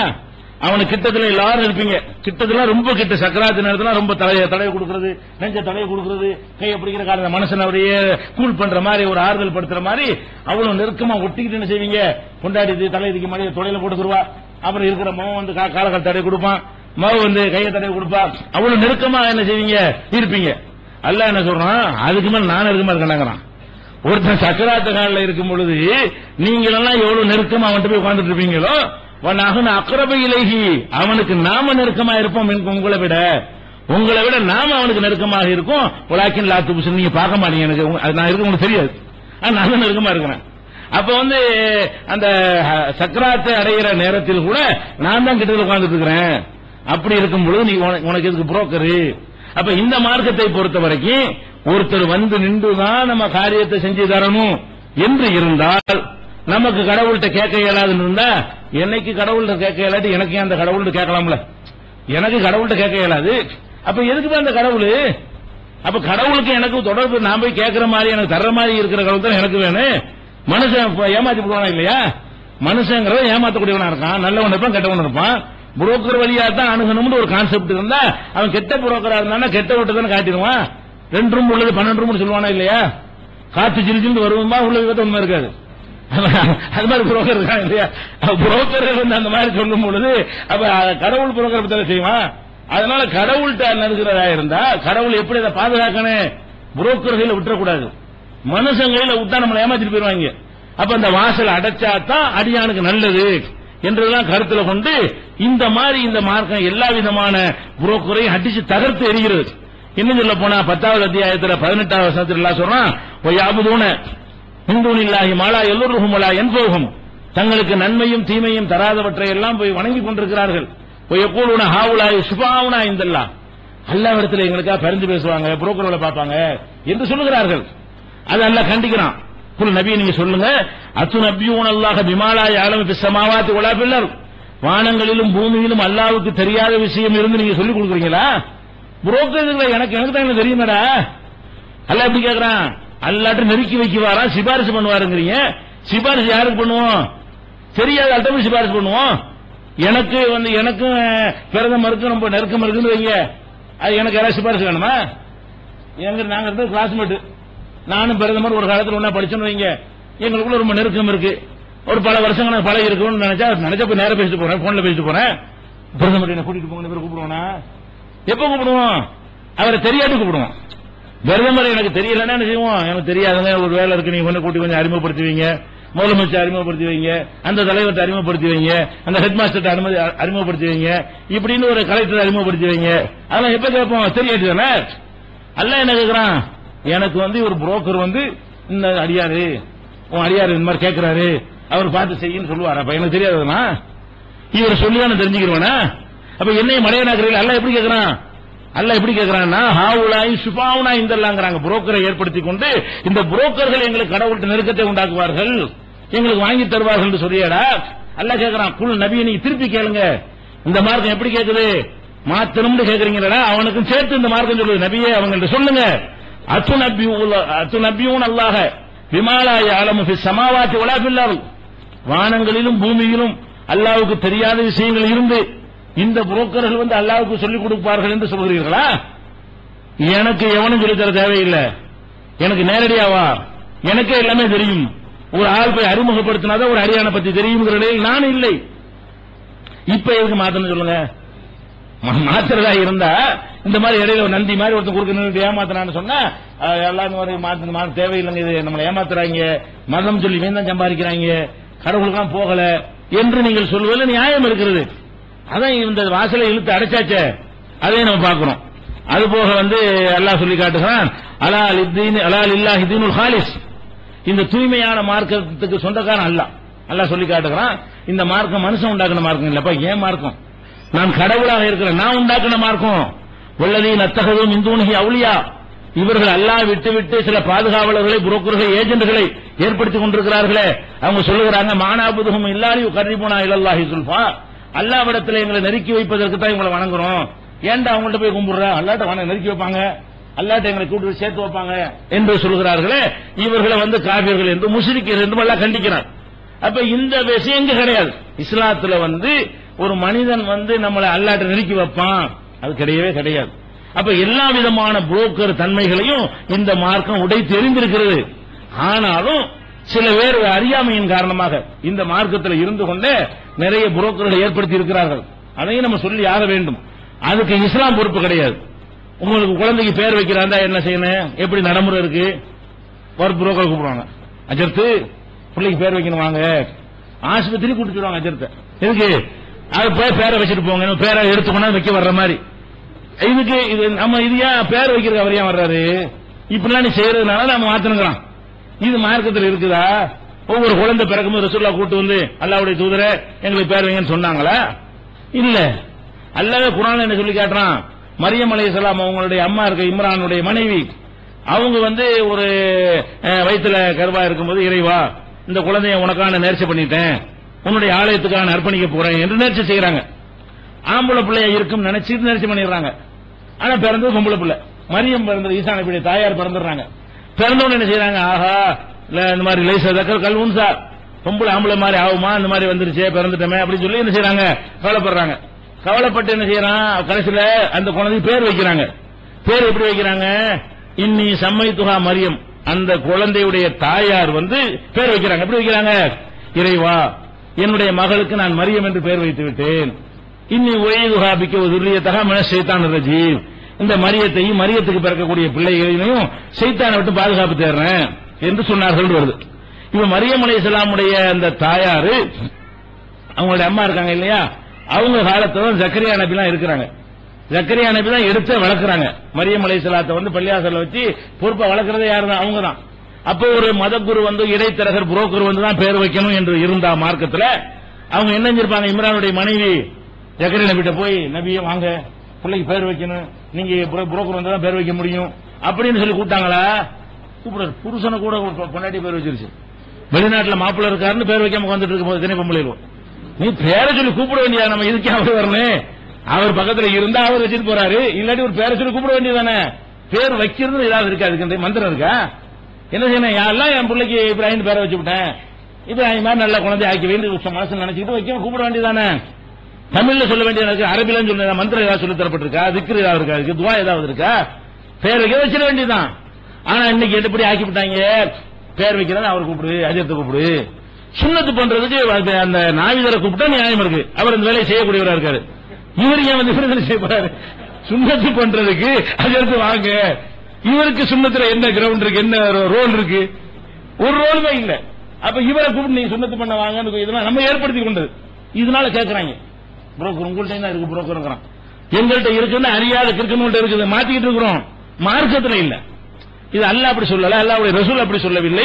உங்க பிள்ளைக்கு நீங்களே பேர் வச்சுக்கிறீங்க, சுண்ணத்து பண்றாங்க, டாக்டர் போய் பண்ணிட்டு வாங்க, அல்ல அதை தெரிந்தவற்றை கொண்டு போய் பண்ணிட்டு வந்துருங்க, இவ்வளவுதானே. அதுக்குன்னு பாத்தியாவது அதுக்குன்னு ஏதாவது செய்யணுமா? ஒண்ணும் கிடையாது. கல்யாணம் பண்றாங்க, பந்தக்கால் நடுறாங்க, கல்யாணத்துக்கு பந்தல ஊன்றான். பந்தலே அவசியம் கிடையாது. முதல்ல கல்யாணத்துக்கு பந்த போடணும் அவசியம் இருக்கா? அது அவசியம் கிடையாது. பந்தக்காலுக்கு பாத்தியா அஜர்த்து பந்தக்கால் நடப்புறோம் வாங்க. எப்படி நடப்புருக்கு? பந்தக்கால் பாத்தியாவுக்கு கூப்பிடுவாங்க அஜர்த்த. அவர் என்ன செய்வாரு? கூறு கட்டவங்க இதெல்லாம் இல்லடா, பந்தலுக்கு கால் வந்தா காலை உண்ட வேண்டியதான, இதுக்கு என்னைய கூப்பிடுற அப்படி கேட்கணுமா இல்லையா? மார்க்கத்தை அறிந்தவரா இருந்தா அந்த மாதிரி தானே மக்களை கைடு பண்ணணும், இஸ்லாத்தின்படி தானே மக்கள் வழி நடத்தணும். அவரும் ஜிப்பா போட்டு தலப்பா கடின போயிடுறாரு. வாங்க பந்த காலுக்கு பாத்தியா போறேன். ஒரு தொப்பி கல்யாண மாப்பிளைக்கு தொப்பிங்கிற மார்க்கத்தில் இல்லாத ஒண்ணு போட்டா போடுங்க, படாம போலாம். அது கல்யாணத்தை தொப்பி வைக்கணுமா? தொப்பி வைக்கிறது பாத்தியா அஜர்த்து தொப்பி வைக்கணும். அத இந்த தொப்பியத்துக்கு நல்ல வைக்கலாதா? இவ்வளவு நாள் வச்சுக்கிட்டு தானே இருந்த, வார ஒரு வெள்ளிக்கிழமை வைக்கிற, மத்த நாள் வச்சுக்கிட்டு தான் இருக்கிற. தொப்பியை வந்து நீ டெய்லி வச்சுக்கிட்டு இருக்கிற ஒரு விஷயம், கல்யாண நேரத்தில் என்ன செய்யறாங்க? தொப்பி வைக்கிறதுக்கு அஜர்த்து கூப்பிடுறாங்க. அஜர்த்து தொப்பி வைக்கணும். அதுக்கு அப்ப என்ன? கல்யாணத்துக்கு தொப்பி வைக்கிறதுக்கு ஒரு அஜர்த்து வரணும். அப்ப ஒரு கல்யாணத்துக்கு முன்னாடி பலகாரி பந்தலுக்கு பாத்தியா, தொப்பிக்கு பாத்தியா, அப்படி மாதிரி சேவிங் பண்றதுக்கு பாத்தியா அவருக்கு அதுவே ஆறாமதா தாடி சுண்ணத்தானவர் எல்லாம் இருக்குன்னு கல்யாண மாப்பிளைக்கு சேவிங் பண்றதுக்காக அஜர்த்து கூப்பிட்டு அது பாத்தியான்னு சொல்லிட்டு அவர் செய்வாரு. இதெல்லாம் இதெல்லாம் வந்து அவங்க கேட்கறதுக்கு அது மாதிரி இருக்குது. இதெல்லாம் புரோக்கர் தான். சாவு வீட்டுல இறந்து போனவர்களுடைய வீட்டிலையும் இதே மாதிரி தான். நம்ம குடும்பத்தில் உள்ள என்னுடைய தாப்பனார் இறந்துட்டாருன்னா அவர் மறுமையில வெற்றி பண்ண எனக்கு தான் இருக்கும். என்னுடைய தகப்பனார் இறந்துட்டாருன்னு சொன்னா அவருக்காக துவா செய்யறதுல இஹ்லாஸா உள்ளத்திலிருந்து யாருக்கு துவா வரும்? எனக்கு பிள்ளை யாருன்னு எனக்கு வரும். அப்ப வந்து பிள்ளை இருந்தது தகப்பனுக்கு வரும், பொண்டாட்டி இருந்தா புருஷனுக்கு வரும், புருஷன் இருந்தா பொண்டாட்டிக்கு வரும். அப்ப யாருக்கு வந்து நெருக்கமான ஒரு ரத்த சம்பந்தம் இருக்கிறதோ, நெருக்கமான உறவு இருக்கிறதோ, அவர்களுக்கு தான் என்ன செய்யும்? அந்த பிரார்த்தனை வந்து உள்ளத்திலிருந்து வரும். அல்லாஹ் என்ன சொல்லி காட்டுறான்? எதையுமே இன்னமா யத்தகப்பலுல்லாஹு மினல் முத்தகீன், இறையச்சம் உடையவரிடம் இருந்தா அல்லாஹ் ஏற்றுக்கொள்வான். இதை எச்சத்தோட வரணும். இப்ப மூத்தா போன ஆட்களுக்கு பெத்த ஜனாசா தொழுவது விட மாட்டேங்கிறாங்க. புரோக்கர் நான் தான் வருவேன், யார் தான் வரணும்? அதுக்கு அஜர்த்து வந்து நின்று தான் தொழுவிக்கணுமே தவிர நிறைய ஊர்கள்ல இல்லன்னா ஜனாசா அடக்க தரமாட்டோம், கபர்ஸ்தான் திறந்து விட மாட்டோம் என்று சொல்லக்கூடிய காட்சியை பார்க்கிறோம். அப்ப இதெல்லாம் பார்க்க என்ன அவங்க செய்யற மாதிரி இது இருக்குது, மாத்ததான் வேணும் என்று சில கேள்விகள் கேட்கிறார்கள் என்றால் அதுக்கு காரணம் நம்முடைய அறியாமை, மார்க்கம் கிடையாது. அதே மாதிரி வந்து இறந்து போயிட்டாரா இல்லையா, அதோட முடிச்சுட்டு போய் துவா செய்யலாம், டெய்லி துவா செய்யலாம். மார்க்கம் சில விஷயங்களை அனுமதித்திருக்கிற அந்த மாதிரி காரியங்களை நம்மளா செஞ்சு கொள்ளலாம். ஆனா என்ன பண்றாங்க? இறந்த அன்னைக்கு ஒரு பாத்தியா, ஜனாசாவில் எத்தனை பாத்தியாங்கிறீங்க? இறந்துட்டாருன்னு சொன்னா இறந்த உடனே வந்து பார்த்தப்போ ஒரு பாத்தியா, குளிப்பாட்டும் போது பாத்தியா, குளிப்பாட்டி ஆடையை மாற்றும் போது பாத்தியா, சந்தாக்கு வீட்டில் தூக்கிட்டு வாசல் தெருவில் வச்சு ஒரு பாத்தியா, பள்ளியாசரை கொண்டு போய் அது பாத்தியா, அங்க ஒரு பாத்தியா, ஜனாசா தொழுகையே அது பிரார்த்தனை தான், அதை ஓதி முடிச்சுட்டு அதுக்கு ஒரு பாத்தியா, கபுர்ஸ்தான் வாசல்ல வச்சு தெருவில் வச்சு நின்று அது ஒரு பாத்தியா, கபுர்ஸ்தான் உள்ளக கொண்டு போய் ஜனாசா இறக்கி வச்சாலும் ஒரு பாத்தியா, அதை கபூர்ல அரைக்கி மண்ணத்துக்கு போட்டு அதுக்கு ஒரு பாத்தியா, வெளியே வாசல் நின்று அது பாத்தியா, அங்க ஒரு ஆள் பாத்தியா, அப்படியே பள்ளியாசல போகாம நேரம் வீட்டுக்கு போய் அங்க போய் முலாகாத்து பண்ணி அங்க ஒரு ஆள் பாத்தியா, இப்படின்னு சொல்லி ஒரு இறந்து போன வீட்டுல வந்து இவ்வளவு வகையான பாத்தி எல்லாம் இதுக்கு அந்த கொடுக்கிற சின்ன அற்பமான தட்சணைக்காக வேண்டிதான். அரிசி பழம் காசு பணம் கொடுப்பாங்க என்பதற்காக வேண்டி இதெல்லாம் சொல்லி பிற மதத்தவர்கள் எப்படி இறந்து போனவர்கள்ட்ட திவி தவசம் என்றெல்லாம் சொல்லி அவங்க வந்து பணம் வாங்கி கொண்டிருக்கிறார்களோ அவங்க மார்க்கத்தில் அனுமதி இருக்க வாங்கிட்டு போறாங்க, நமக்கு பிரச்சனை இல்லை. நம்ம மார்க்கத்தில் இருக்குதா? நம்ம மார்க்கு அனுமதிக்கப்பட்டிருக்கா? 3ஆம் பாத்தியா, 7ஆம் பாத்தியா, 40ஆம் பாத்தியா, வருஷ பாத்தியா, வருஷம் அதை விடாமல் தொடர்ச்சியாக அதை வச்சு கலெக்ஷன் பண்ணி கொண்டிருக்கிற காட்சியெல்லாம் பாக்குறோம். இதெல்லாம் புரோக்கர் தானே. ஏன் தகப்பனாருக்கு டெய்லி நீ துவா செய்ய மாட்டியா? உன்னை ஆளாக்கி வளர்த்து ஆளாக்கி இருக்காருன்னு சொன்னா உனக்கு எப்போலாம் யாபம் வருது அப்போலாம் துவா செய்யி. அது 3 நாளைக்கு துவா, அது கூட வேற ஆள் கூப்பிட்டு துவா செய்யற. அவர் கூப்பிட்டு வந்து அவர் என்ன இஹ்லாசோட செய்வாரு, அவர் பாப்பாரு. பெரிய பணக்கார விடாது அதுக்கு ஒரு பாத்தியா ஓதுவாரு, ஏழை விட அதுக்கு ஒரு அப்படிதான் நடப்பாரு. பாத்தியா கூப்பிட்டு வந்துட்டு நீ ஒரு கோடீஸ்வரனா இருந்தா வை ஒரு 1.5 மணி நேரம் ஓதுவாரு, வாப்பா உட்காந்து ஓதுவாரு. நீ ஒரு முசாபரா இருந்தா வை 2 ரூபா தரமாட்டான். அப்ப என்ன செய்வாரு? நடக்கவே இல்லை நாட்டுல. இது ஒரு துவாவா? இது நன்மை தருமா? இவன் தகப்பனாருக்கு அவர் கேட்கறது துவாவா இருந்தது நன்மை தரும். அவர் கொடுக்கிற காசுக்கு தகுந்த மாதிரி என்ன செய்யறாரு? பெருசாவும் சின்னதான் இது பார்த்தால பளிச்சுன்னு தெரிகிறது. எதுக்காக இதெல்லாம் செய்றீங்க? அப்ப இந்த மாதிரி இடைத்தரகர்கள் நின்று கொண்டு பணம் பறிக்கிறார்கள் என்ற காரணத்தினால் மதத்தை மாற்ற சொல்றாங்க. ஆனால் அது காப்பி அடிச்சு இங்க விஷக்கிருமிங்க நுழைஞ்சிருக்கிறது. இதை முறியடிச்சா தான் இந்த கேள்விக்கு சரியான பதிலா இருக்கும். தத்துவம் சரியா இருக்கிறது, கொள்கை சரியா இருக்கு, குர்ஆன் சரியா இருக்கிறது, நபிகள் நாயகம் ஸல்லல்லாஹு அலைஹி வஸல்லம் அறிவுரைகள் சரியாக இருக்கின்றன. ஆனா ஆட்கள் சரியில்லாம இருக்கிறாங்க. குறிப்பா நம்ம நாட்டில் இந்தியாவில் இருக்கக்கூடிய மத குருமார்கள் இந்த மாதிரி மக்களை கெடுத்து வைத்திருக்கிறார்கள். அப்ப பிறப்புல இருந்து இறப்பு வரைக்கும் எல்லாத்திலையும் அவர் நின்றுவார். எல்லாம் அவர் தான். தொழுகையில கூட தொழுது முடிச்சு துவா கேட்க கூட மாட்டேங்கிறாங்களே. ரசூல் ஸல்லல்லாஹு அலைஹி வஸல்லம் அவர்கள் சலாம் கொடுத்த பிறகு அவங்க துவா ஓதி எல்லாரும் ஆமீன் சொன்னாங்கன்றது ஆதாரம் இருக்குதா? 5 வேளை தொழுகையில இருக்க தொழுகிறாங்க, துவா செய்யறாங்க. இன்னைக்கு சலாம் கொடுத்து முடிச்ச உடனே என்ன செய்யறது? உங்க தேவையை கேளுங்கப்பான்னு சொல்ல மாட்டேங்கிறார் அஜர்த்து. என்ன சொல்றாரு? உனக்கு தெரியும், நான் தான் கேட்பேன். உனக்கு என்ன தேவை எனக்கு தான் தெரியும். அப்படி அதான் அர்த்தம். என்ன சலாம் கொடுத்துட்டு கேளுங்கப்பான்னு சொன்னா எவ்வளவு ட்ரைனிங் உங்களுக்கு கிடைச்சிருக்கு, அல்லாஹ்வோட எவ்வளவு தொடர்பு ஏற்பட்டிருக்கு, இவ்வளவு முருகி எவ்வளவு கேட்பீங்க. அவரவருடைய வேதனை அவரவருடைய கோரிக்கை அவருக்கு தானே தெரியும். உன் வயிற்று அவருக்கு என்ன தெரியும்? வயிற்று வலிக்கு தகுந்த மாதிரி அவர் எப்படி கேட்பாரு? அப்ப இன்னும் சொல்ல போனா சில நேரத்தில் ஏற்குமா திரும்பிக்கணுமா அவர் கேட்கறது? அவருடைய கோரிக்கையும் உங்க கோரிக்கையும் மோதினுச்சின்னு வை, என்ன ஆகும்? உனக்கு 10 பொம்பளை பிள்ளை எல்லாம் வந்துட்டான், அவருக்கு இதே ஆம்பளை பிள்ளையா இருக்குது. எல்லாம் எனக்கு ஒரு பொம்பளை பிள்ளைய தந்து நீ நாமீண்டா ஏற்கனவே 10-11,000 இல்லையா? அவருக்கு இப்ப ஆம்பளை பிள்ளையா இருக்கிறாரு, பொம்பளை பிள்ளைய கேட்பாரு. அப்ப நீ என்ன செய்யக்கூடாது? நீ சேர்ந்து நாமாண்டினா உனக்கு பொம்பளை வந்துருமா இல்லையா? அப்படிலாம் ஏத்துக்க மாட்டாங்க அந்த துவாவையெல்லாம். லாஜிக்காக கேட்கிறேன். இதெல்லாம் துவாவா இதை ஏத்துக்கிறதுக்கு? இது ஒரு துவாவே கிடையாது. உள்ளத்திலிருந்து உருகி மனசால் கடவுள்கிட்ட தொடர்பு கொண்டு அல்லாஹ்வுடைய ஆதம் அலைஹிஸ்ஸலாம் கேட்டாங்களா இல்லையா? ஆதம் அலைஹிஸ்ஸலாம் தப்பு செஞ்சுட்டாங்க, அல்லாஹ் தூக்கி வெளியேற்றிட்டான். வெளியேற்றணும் எப்படி மன்னிச்சான்? இப்படித்தான் மன்னிச்சான். ரப்பனா இறைவா லலம்னா அம்புசனா, எங்களுக்கு நாங்களே அநியாயம் செஞ்சிட்டோம், நாங்க செஞ்சது அநியாயம். இல்லம் தகவீர்லனா, நீ எங்களை மன்னிக்காவிட்டால், தரகம்னா எங்களுக்கு நீ அருள் புரியாவிட்டால், இல்ல நக்கூன மினல் காசிரீன், எங்களுக்கு தான் நஷ்டம் இல்ல. இதை கேட்க உனக்கு தெரியாதா? ஒரு மனுஷன் தப்பு செஞ்சு அம்புட்டு கெஞ்சிற, பள்ளிக்கூடத்தில் தப்பு பண்ணிட்டு மாணவனை சேர்க்கறதுக்கான அவ்வளவு கெஞ்சிரியா இல்லையா? ஒரு விஷயம் ஒரு நிறுவனத்தில் மிஸ்டேக் பண்ணி உன்னை வேலையில நீக்கிட்டாங்கன்னு சொன்னா வேலை நிற்காது, எங்க அப்படி ஆக்கு இப்படி ஆக்குன்னு கெஞ்சிரியா இல்லையா? இந்த கெஞ்சிறது உன் சுபாவத்தில் ரத்தத்தில் இருக்கத்தானே செய்யுது. ஏன் படைச்ச மட்டும் கெஞ்ச மாட்டேங்கிற? படைச்ச மட்டும் வேற விட்டு கெஞ்சு விடுவியா? அப்ப உங்களுடைய யூனுஸ் நபி பெரிய தப்பு செஞ்சாங்களா இல்லையா? யூனுஸ் நபி அவர்கள் அல்லாஹ்வுடைய கட்டளையை மீறி அவங்க அல்லாஹ்வோட கோபித்துக் கொண்டு போனார்கள். அவர்களை மீன் வைத்து அல்லாஹ் சிறை வைத்தான். அவர் என்ன பண்ணாரு? அல்லாஹ் கண்டிக்கிறான், யூனுஸ் மாதிரி ஆயிராதீங்கன்னு நம்ம எல்லாம் கண்டிக்கிறான்.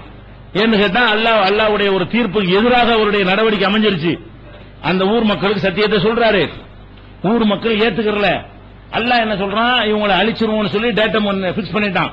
நீ ஊரை விட்டு வெளியேறிடு, இவங்க எல்லாம் காலி பண்ணிடுவோம் அப்படின்ட்டான். யூனுஸ் நபி வெளியேறி போயிட்டாங்க. போயிட்டா ஊர் மக்கள் மசோரா பண்ணிட பண்றாங்க. ஆஹா, அவர் சொன்ன மாதிரி அறிகுறி எல்லாம் தெரியுது, நம்ம திருந்திக்கிடுவோம், அல்லாஹ் ஏத்துக்கிறோம் எல்லாம் ஏத்துக்கிட்டாங்க. அல்லாஹ் என்ன செஞ்சுட்டான்? அழிக்கிறத சொன்ன மாத்திக்கிட்டான்.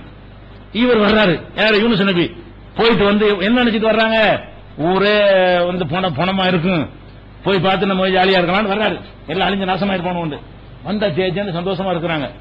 இவருக்கு கோபம் வரலாமா? இறைவன் நினைச்சதை செய்வான், அவன் நினைச்சா மன்னிப்பான், நினைச்சா விடுவான், அவனுக்கு ரைட் இருக்கிறது. இவர்கிட்ட சொன்ன மாதிரி நடக்கணும் அல்லாஹ் அப்படின்னு சொல்லி அல்லாஹ் பிடிச்சான். இதுதாக முகாலிபன் யூனுஸ் நபி என்னோடு கோபித்துக் கொண்டு போகிறார். அல்ல நகதிர் அழகி, அவர் மீது எனக்கு சக்தி இல்லை என்று நினைத்து விட்டார். நாதா பின் குருமாத்தி அல்லா இலாஹ இல்லா அந்த சுபஹானக இன்னி குன்து மினல் ஸாலிமீன், அவர் மீன் வயிற்றுல வச்சு லா இலாஹ இல்லா அந்த சுபஹானக இன்னி குன்து மினல் ஸாலிமீன் சொல்ல வச்சேன், அதனால மன்னிச்சேங்கிறான். இதுக்கு என்ன அர்த்தம்? லா இலாஹ இல்லா அன்த சுப்ஹானக இன்னி குன்து மினல் ஸாலிமீன் என்ன அர்த்தம்? இறைவா உன்னை தவிர கடவுள் கிடையாது, நான் தான் அநியாயம் செஞ்சிட்டேன், நீ தூய்மையானவன். உன்ட்ட ஒரு சுப்ஹானகன்னா என்ன அர்த்தம்?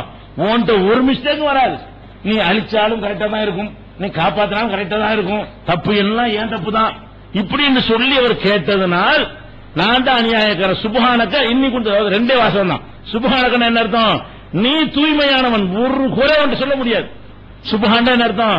உன்னுடைய எந்த நடவடிக்கையிலையும் எந்த ஒரு எதிர்க்கையிலையும் கேட்க முடியாது, எந்த குறையும் காண முடியாது, நீ தூயவன், நான் அநியாயக்காரன், என்னை மன்னிச்சுன்னு கேட்டாரு.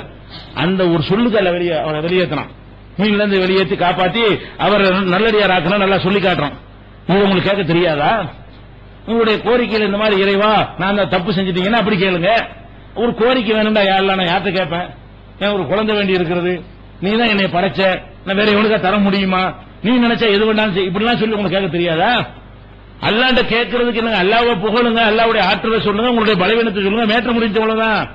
அல்லாஹ்ட்ட கேட்கறேன்னு என்ன அர்த்தம்? அல்லாஹ்வுடைய வல்லமையை சொல்லி காட்டுங்க, உங்களுடைய இயலாமையை சொல்லி காட்டுங்க. நான் வேற எங்க எல்லாம் போவேன்? உன்னை விட்ட யார் இருக்கா? ஆதம் அலைஹிஸ்ஸலாம் அப்படித்தானே கேட்டாரு, நீ மன்னிக்காட்டி நீ அருள் செய்யற, நான் எங்க போறது? வேற யார்கிட்ட போய் கேட்பேன்? இந்த மாதிரி கேட்கறதுக்கு ட்ரைனிங் கொடுத்திருந்தா இதெல்லாம் வந்திருக்குமா? தொலைக்கு பின்னாடி துவா செய்யறது கூட இல்லாம ஆக்கிவிட்ட காட்சியை பார்க்கணும். ஆனால் இஸ்லாத்தை பொறுத்த வரைக்கும் இந்த புரோக்கருக்கு வேலை கிடையாது. புரோக்கருக்கு வேலை இல்லாம ஒளிச்சு கட்டி இருக்கு எந்த ஒரு காரியத்துக்கும் அஜரத்து கல்யாணத்துக்கு தேவையே கிடையாது. ரெண்டு குடும்பத்தார் தான் பண்ணிக்கணும், அங்கேயும் விட மாட்டேங்கிறார். ஜப்பத்துக்கு இவனுக்கு வாயில் நுழையாது. கல்யாணம் தமிழ் பொண்ணு தமிழ் மாப்பிள்ள கல்யாணம் பண்ண போறாரு, அரபில சொல்லணும் ஜப்பத்துக்கான உன்னை கல்யாணம் பண்ணினேன், தமிழ் சொல்லக்கூடாது. அவர் சொல்லிக் கொடுப்பார். அஜரத்து வந்து என்ன செய்வாரு? ஜப்பத்துக்க நான் கல்யாணம் பண்ணி தந்தேன் இப்னதி என் மகளை, இது அரபில சொல்லிக் கொடுப்பாங்க. இப்படி சொல்லிக் கொடுத்து நான் வக்கீலாக இருந்து திருமணம் செஞ்சேன்னு அரபில சொல்லுவாங்க. இவனு விளங்காம அரபில சொல்லுவான், இதுதான் கல்யாணமா? அட பெத்த அப்ப என் மகளை உன்னை கல்யாணம் பண்ணி தந்தேன்னு சொல்லட்டு அவன் மாப்பிள்ளக்காரன் ஒத்துக்கிறேன்னு சொல்லட்டு முடிஞ்சிருச்சு கதை. உனக்கு இங்க என்ன வேலை நடுவுல? அஜரத்துக்கு என்ன வேலை? என்ன ரோல் என்ன? இவர் என்ன சொல்வதற்கு ரசூல்லா கூப்பிட்டாங்களா? சஹாபால் காலத்துல ஒவ்வொரு கல்யாணத்துக்கு ரசூல்லா கூப்பிட்டு வந்து நடத்தி வைங்கன்னு சொன்னாங்களா? ஒரே ஒரு கல்யாணத்தை ரசூல்லா போய் நடத்தி வச்சாங்களா? அப்துல் ரஹ்மான் அசரத்துல் பஸ்ரா 10 பேர்ல ஒரு ஆளு, சொர்க்கவாசிகள் என்று நற்செய்தி சொல்லப்பட்ட அப்துல் ரஹ்மான் இப்னு அவுஃப், அவர் நறுமணத்தை பூசிட்டு வர்றாரு. அல்லாஹ்வுடைய தூதரே கேட்கறாங்க, என்னப்பா நறுமணமா வந்திருக்கிற? எனக்கு நேத்து கல்யாணம் ஆச்சுங்கிறாரு. அப்ப ரசூல்லாவை கல்யாணத்துக்கு அழைக்கவும் இல்லை, சொல்லவும் இல்லை, கல்யாணத்துக்கு ரசூல்லா வரக்கூடிய தேவையும் இல்லை. ஒருத்தர் வந்து நின்று நடத்தி அஜரத்து நடத்தணுங்கிற அவசியம் இருந்தால் ரசூல்லா விட்டுட்டு செஞ்சிருப்பாரு. அவரு ரசூல்லாவுக்கு ஹிஜ்ரத் பண்ணி வந்தவர், அவர் முஹாஜிர், ஊர் வாசல் சொத்து சொத்தெல்லாம் விட்டுட்டு மதீனாவுக்கு வந்த ஒருத்தர் ரசூல்லாவுக்கு சொல்லாம தெரியாம கல்யாணம் பண்ணிடுவாரா? தேவையில்லை. அந்த வழி ரசூல்லா காட்டல. எதுக்கு ரசூல்லாட்ட சொல்லணும்? கல்யாணம் நானும் குடும்பத்தாரும் பண்ணிக்கிட்டு சிம்பிளா பண்ண வேண்டிய ஒரு விஷயம், இதுக்கு ரசூல்லா கூப்பிடவும் தேவையில்லை, உங்க வர வேண்டிய அவசியம் இல்ல அப்படின்னு நினைச்சேன்னு அவர் பண்ணாரு. ரசூல்லா கேட்டாங்களா? என்னது கல்யாணம் பண்ணிட்டியா? என்னை விட்டுட்டா? அல்லாஹ்வுடைய ரசூல் நான் இருந்தா என்னை கூப்பிட்டியா அப்படின்னு கேட்டாங்களா? எப்ப விருந்து இவர் இருக்கிறாங்க, என்ன செய்யறாங்க? என்ன மகர் கொடுத்தேன்னு கேட்கறாங்க. காரியம் கரெக்டா இருக்கணும் பாக்குறாங்க. கல்யாணம் செஞ்சுட்டேங்கிறாரு, கல்யாணம் 2 மேட்டர் முக்கியமா இருக்கணும். ஒன்னு ஒரு மகர் கொடுத்திருக்கணும். என்ன மகர் கொடுத்த? பேரிச்சங்கூட்ட அளவுக்கு தங்கத்தை கொடுத்தேன், வலிமா இப்ப தருவேன், ஒரு ஆட்டையாவது வசதி ஆள் தானே, ஒரு ஆட்டை அறுத்து வலிமா கொடு, இவ்வளவுதான் கேட்டாங்களே தவிர கல்யாணத்துக்கு என்ன கூப்பிடு நான்ல நடத்தின அஜரத்துல வரணும், பெரிய அஜரத்து நான் தானே சொல்லல. அப்ப என்னன்னு கேட்டா, அந்த புரோக்கர்கள் இருக்கிற ஒரு மார்க்கத்தில் வேண்டாம் மாற்றலாம், கண்டிப்பா மாற்றம் ஆக வேண்டும். இடைத்தரகர் இருப்பார்கள், ஏன்னா அப்படி ஒரு மார்க்கம் தேவையே கிடையாது. ஆனால் இந்த மார்க்கம் இடைத்தரகரை ஒடிச்சு நுறுக்கின ஒரு மார்க்கம், இடைத்தரகருக்கு எந்த சம்பந்தம் இல்லாம ஆக்கின ஒரு மார்க்கம். இதுல வந்து மாறணுங்கிறதுக்கு சொல்ற எந்த காரணம் பொருந்தாது. இன்னும் இந்த மாற்றுவதற்கு என்னென்ன காரணங்களை சொல்வார்களோ அது போன்ற வேற சில காரணங்கள் இருக்கின்றன. இன்ஷா அல்லாஹ் அது அடுத்தடுத்த நாட்கள் பார்ப்போம்.